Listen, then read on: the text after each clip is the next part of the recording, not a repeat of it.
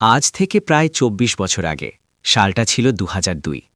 মুম্বাইয়ের ওয়ানখেদে স্টেডিয়াম, ভারত বনাম England series final চলছে। গোটা গ্যালারিতে তখন টান টান উত্তেজনা। ভারতে জিততে শেষ ৩ বলে দরকার ছিল মাত্র ২ রান। কিন্তু এরপর যা হলো সেটা ভারতবাসীর কাছে ছিল এক দুঃস্বপ্ন।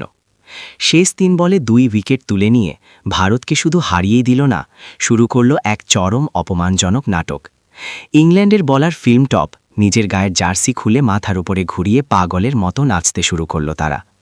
গোটা টিম ইন্ডিয়াকে ওয়ানখেদে স্টেডিয়ামের মাঝখানে দাঁড় করিয়ে জঘন্য অপমান করার দৃশ্য ভারতের বাচ্চা থেকে বুড়ো সবার মনে প্রতিশোধের আগুন জ্বালিয়ে দিয়েছিল।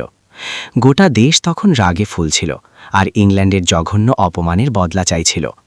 এদিকে বাংলার ছেলে ক্যাপ্টেন সৌরভ গাঙ্গুলি নিজের অপমান সহ্য করেও মুখ বুজে চুপ করেছিলেন, কারণ বাঙালি তখনই প্রতিশোধ নেয় যখন সে তার প্রতিপক্ষকে মাঠের মধ্যে সামনাসামনি দেখে। তাই গাঙ্গুলি শুধু অপেক্ষা করতে লাগল। অবশেষে এলো সেই দিন। অপমানের ক্ষত বুকে নিয়ে টিম ইন্ডিয়া পা রাখল ব্রিটিশদের লর্ড স্টেডিয়ামে ন্যাটওয়েস্ট সিরিজের ফাইনাল খেলার জন্য। ক্যাপ্টেন সৌরভের টিমের মাথায় তখন জেতার থেকেও বড় চিন্তা ছিল, ম্যাচ জেতার চেয়েও বেশি ওই অপমানের প্রতিশোধ নেওয়া। লর্ডসের গ্যালারিতে বসে থাকা ইংরেজরা, যারা সেদিন ইন্ডিয়ার হার দেখতে এসেছিল, তারা সেদিন কল্পনাও করতে পারেনি যে বাঙালির জিত আর অহংকার কতটা ভয়ানক হতে পারে। কি হয়েছিল সেই ফাইনালে, আর কেনই বা বাঙালি জাতি সেদিনটির জন্য গর্ববোধ করে, পুরো কাহিনীটা শোনাবো আজকের এই ভিডিওতে। শুরু হচ্ছে আমাদের আজকের এপিসোড দাদাগিরি। ১৩ জুলাই ২০০২ লর্ডসের মাঠে ফাইনাল ম্যাচ। স্টেডিয়ামের কোনায় কোনায় ভরা ইংরেজদের দিয়ে, আর লর্ডস ছিল ইংরেজদের দুর্গ। গত ১০ বছর ধরে তারা এখানে কোনো ম্যাচ হারেনি, কিন্তু সেদিন কারোর মাথায় এটা ছিল না যে সৌরভ গাঙ্গুলি আজ এমন কিছু করতে চলছে যা ক্রিকেট ইতিহাসে অমর হয়ে থাকবে। ক্রিকেট খেলায় যে সিনেমার থেকেও বেশি রোমাঞ্চক থাকতে পারে, সেটা সেদিন গোটা ক্রিকেট বিশ্ব হারে হারে টের পেয়েছিল। আম্পায়ারদের সামনে যখন দুই দলের ক্যাপ্টেন মাঠে নামল, তখন দৃশ্যটা ছিল আলাদা। ইংল্যান্ডের ক্যাপ্টেন নাসির হোসেনের চোখে মুখে ছিল ওয়ানখেদেতে জেতার অহংকার, আর আমাদের দাদার চোখে ছিল সে হারের বদলা নেওয়ার জেদ।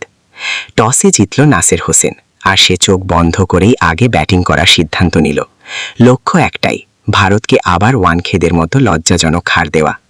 তখন ইন্ডিয়ার হয়ে বোলিং করতে এলেন আশিস নেহরা। ইংল্যান্ডের দুই ওপেনার একদম শুরুর দিক থেকে ক্ষুধার্ত বাঘের মতো আমাদের বোলারদের উপর ঝাঁপিয়েছিল।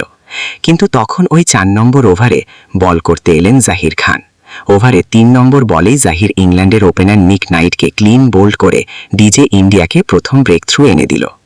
মাত্র ২০ রানে প্রথম উইকেট পড়তেই সৌরভ কোটি কোটি আর কোটি কোটি ইন্ডিয়ান ফ্যানদের মনে হচ্ছিল যে আজ হয়তো ইংরেজের ব্যাটিং তাসের ঘরের মতো ভেঙে পড়বে। কিন্তু সেই সময় মাঠে নামল টিম ইন্ডিয়ার বড় শত্রু নাসির হোসেন। ইন্ডিয়ার বিরুদ্ধে নাসির হোসেনের ব্যাটিং অ্যাভারেজ ছিল ৫৪%, মানে ভারতের বিপক্ষে তার হাফ সেঞ্চুরি করাটা ছিল ধরা বাঁধার ব্যাপার। নাসির হোসেন একাই যে কোনো ম্যাচ ঘুরিয়ে দেওয়ার ক্ষমতা রাখত। আচ্ছা বন্ধুরা, তোমাদের কাছে যদি এই ভিডিওটি ভালো লেগে থাকে তাহলে ভিডিওতে একটা লাইক করে দিও। আর যারা যারা দাদাগিরি পার্ট 2 দেখতে চাও তারা অবশ্যই কমেন্টে পার্ট 2 লিখে দিও, তোমাদের জন্য পার্ট 2 নিয়ে আসবো।